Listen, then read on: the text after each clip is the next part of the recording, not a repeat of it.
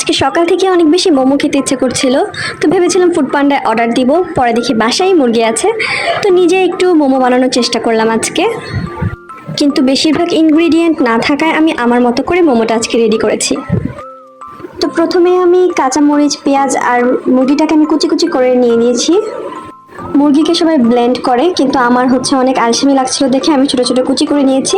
যেহেতু আমি এটাকে আগে একটু ভেজে নিব, তাই আমি আর কিমা না করে এটাকে ছোটো ছোটো কুচি করে নিয়ে নিয়েছি। এখন চুলায় আমি একটা প্যান বসাবো এবং সেখানে আমি আজকে ইউজ করব বাটার। অন্য সময় তেল দিয়ে করি, বাট আজকে আমি বাটার ইউজ করব ভেবেছি। তো সেখান থেকে আমি অল্প একটু বাটার আমার প্যানের মধ্যে নিয়ে নিলাম গরম করে।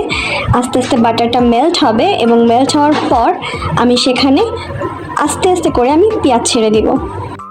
পেঁয়াজটা যখন এরকম লালচে লালচে হয়ে আসবে, তখন সেখানে আমি আস্তে আস্তে 1 চামচ আদা বাটা এবং 1 চামচ রসুন বাটা অ্যাড করে ফেলবো। যদিও অফ স্ক্রিনে আমি লবণ আর একটু পানি দিয়ে কষিয়ে নিয়েছি, তো সেটাকে এখন আমি কষানোর আগ পর্যন্ত অপেক্ষা করব এবং শেষে আমি আমার মাংসের কিমাটা এখানে অ্যাড করে দিব। যেহেতু আগে থেকে ভেজে না নিলে আমার মা খাবে না, তাই আমি আগে থেকে মুরগিটাকে একটু ভেজে নিয়ে প্রিপেয়ার করে নিই মোমো তৈরি করার সময়। পুরটা হতে হতে আমি এখানে আমার ডোটা তৈরি করে ফেলবো। তো সেখানে আমি ডোয়ের উপর লবণ দিয়ে ডোটা আমি তৈরি করে ফেলেছি। একটু শক্ত ডো তৈরি করাটা আমার কাছে মনে হয় ভালো। আমার কিমাটা অলরেডি রেডি হয়ে গিয়েছে। এখন আমি আমার স্টিম করার জন্য পাতিলটা রেডি করব। তো আমি স্টিম করার জন্য পাতিলটাও একদম রেডি করে ফেলেছি।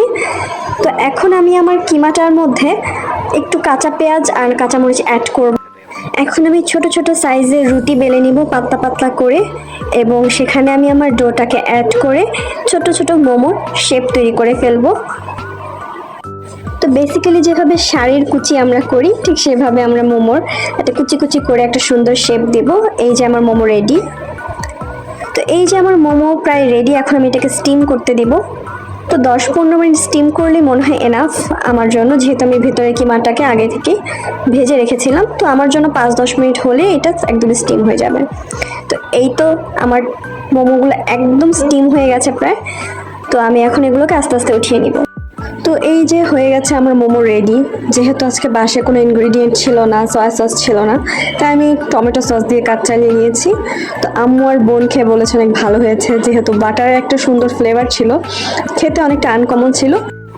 বাহিরের মোমো থেকে আমার কাছে ঘরের মোমোই বেশি ভালো লাগে, যেহেতু আমি ইচ্ছা মতো পুর দিয়ে এটাকে রেডি করতে পারি। তো প্রায় সময় আমি এভাবে বানিয়ে খাই যখন বাসায় কোনো ইনগ্রিডিয়েন্ট থাকে না। সো থ্যাংক ইউ আমার ভিডিওটা দেখার জন্য।